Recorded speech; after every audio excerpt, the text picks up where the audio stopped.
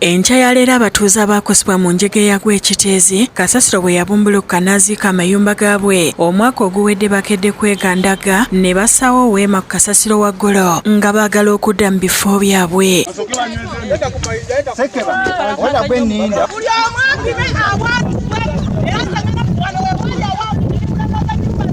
Singa abalandirodo tusuulira ebweru ebintu byaffe tuddeewa Mbanira bafumbye obuugi ng'omusasi waffe waatuukiddeyo ng'omulimu ogw'okussaayo weema gugenda mu maaso.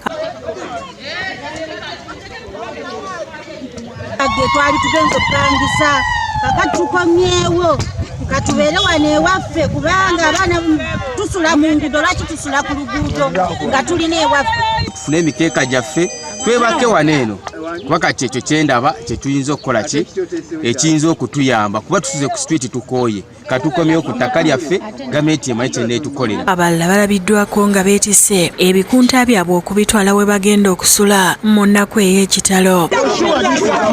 Jacqueline Namato omu ku batuuze nga yafiirwa mulamu we n'abaana basatu agamba nti yalina poloti 3 mu kifo kino era nti waakusimba weema mu kifo ekyenkanankana poloti ze. Era nga nasalako ezange ensi nalina poloti zange 3 ono n'abalala bagamba bagumiikiriza ebbanga ddene nga n'ensimbi ezaabaweebwa zaggwawo dda. Ofiisi tuzigenzeemu twakoma ku miliyoni 2 ne renti yaggwako tetukola katukomewo wano mu bifo byaffe. Lwaki ompanvu yalongama ku mwaka ogu mbusimanyi gwa bajeti byali bigenda okuba nga temanyi nti bajeti ejja kubaawo. Bajeti bagireke waliwo ebigwa tebiraze ezadde za star batuwe ezadde za star. Naye ebbanga lyonna lye tumaze tuzze nga tufollowing up okumanya ku compensation yaffe bweyimiridde. Poliisi okuva ekiteezi ng'ekulembeddwa OC Charles Twina Mukama etuuse mu kifo kino n'esookesa abatuuze okuvaawo mirembe ne bagaana nga n'ekizeeko kubadde kusindikagana era amasasi ne tiyagaasi ne binyooka.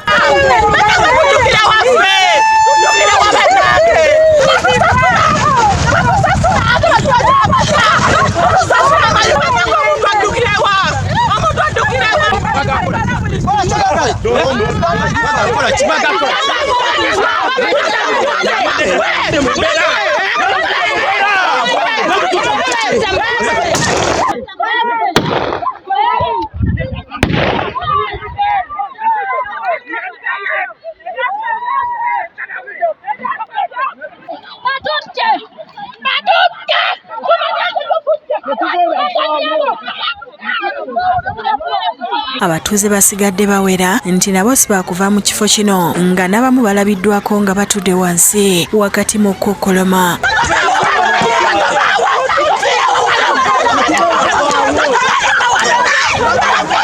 Poliisi eyongedde n'eyungula abasajja baayo era bano balabiddwako nga babasendasenda okwamuka ekifo kino. Kibadde kya bulabe nnyo bo okubeera eyo waggulu ate nga ekifo ekyo ekyali dangerous babeere bakakamu balinde olunaku gavumenti ejabasasula naye si okugezako okukozesa effujo oba n'okwekalakasa. Fatuma Nalubega yakusakidde eggulire lino ku Lwabukedde TV.